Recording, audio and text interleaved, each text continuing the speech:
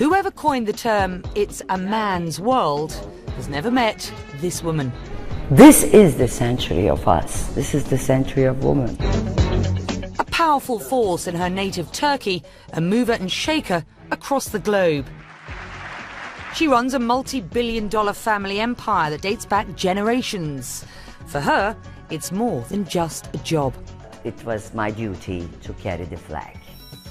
As chairwoman and managing director of Sabancı Holding, she's carrying the flag at the largest industrial and financial conglomerate in Turkey, with businesses in more than a dozen countries in sectors that include energy, cement and retail. This business tycoon is Gula Sabancı.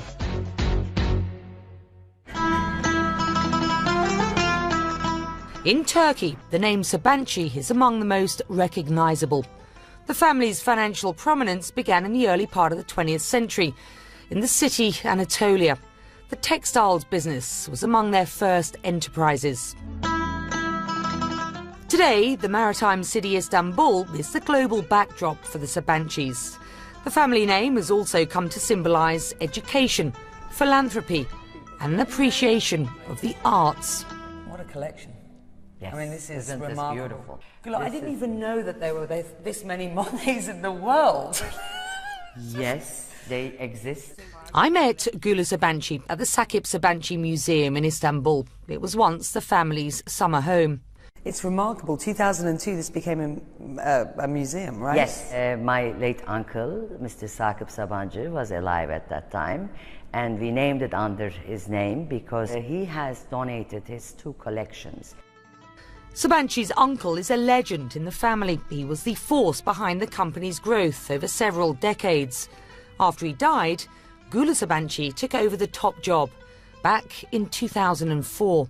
It was a challenge. It was not an easy task to take after him. Do you remember that time? Do you remember your first day at work? Yes, I do. I remember very well, and I do also remember my first announcement to the Sabancı employees. I told them that don't ever expect me to fulfill what Mr. Sabancı has had. I am just merely going to be responsible of the business together with my team. What's the strategy for the group going forward? The group has been growing in the past 10 years, average 12% net. So the target for the next 10 years is to grow higher than this. We are constituting about 5.5% of the total tax revenues of the Turkish government. 5.5%. That's some responsibility, huh? Yes. Gula Sabancı says it was inevitable that she joined the family business. When she was a child, her grandfather, who launched the businesses, would take her to the factories, planting a seed for the future. After graduating from college in 1978, Sabancı took up a job in the family's tyre factory and worked her way up. So you felt, though, discrimination both within and outside of the company as you grew up as a woman within the managerial ranks? Especially when you want a leadership role, when you want a managerial role. It was not only in my country. There was a bankers club in London. I was very interested to have lunch there.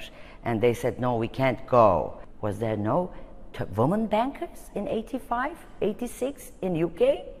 I bet there were. But they were not allowed to the bankers club.